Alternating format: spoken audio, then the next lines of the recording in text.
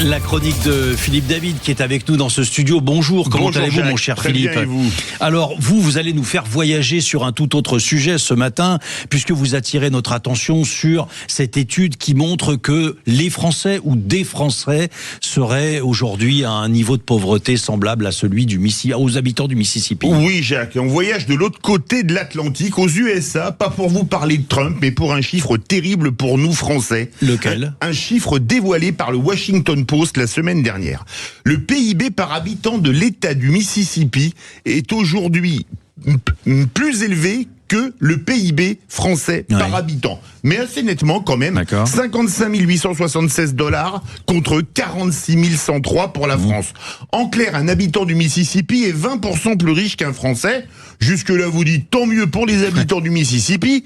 Mais le problème, c'est que c'est l'État américain le plus pauvre par habitant et que désormais, les Français font figure de pauvres pour les plus pauvres des Américains. Est-ce vraiment une chute de la France ou une montée en puissance des USA ? Alors, aucun doute, il s'agit non pas d'un déclin français, mais d'un naufrage français, pas dans les eaux du Mississippi, qui sont profondes, mais pas tant que ça, mais plutôt dans la fosse des Mariannes, qui est le point le plus profond de la planète dans l'océan Pacifique.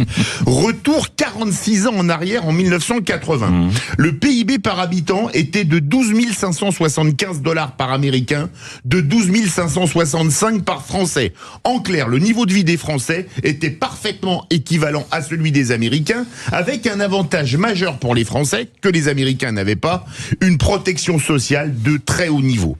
46 ans plus tard, le PIB français est donc de 46 000 $, mais le PIB américain est de 84 000 $, un peu plus de 84 000 $. En clair, les Français étaient aussi riches que les Américains il y a moins d'un demi-siècle. Aujourd'hui, ils sont 2 fois moins riches. Et alors, comment on en est arrivé là, Philippe ? Eh bien, nous étions en 1980 et après 1980, il y a eu 1981. Oui. Reagan arrive au pouvoir aux USA le 20 janvier et Mitterrand en France le 10 mai. Et les deux pays vont avoir des politiques économiques radicalement inverses. Libéralisation massive aux USA, étatisation massive en France avec nationalisation en veux-tu en voilà, hausse constante du nombre de fonctionnaires et de la dépense publique, un cercle vertueux contre un cercle vicieux. Pourtant, à l'époque, tous les observateurs se moquaient de cet inculte de Reagan qu'il traitait de cow-boy et encensait Mitterrand.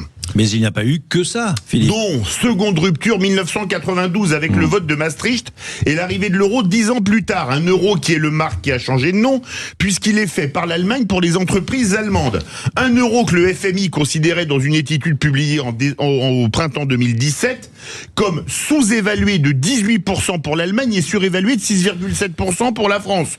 En clair, c'est un produit dopant pour l'Allemagne, un produit handicapant pour la France et on comprend mieux quand on ajoute à tout cela l'arrivée en puissance de la Chine dans l'économie mondiale, la désindustrialisation massive que nous avons subie. Si vous ajoutez à cela le surnormage par l'État et ses agences, c'est le coup de grâce pour nos industriels et nos agriculteurs.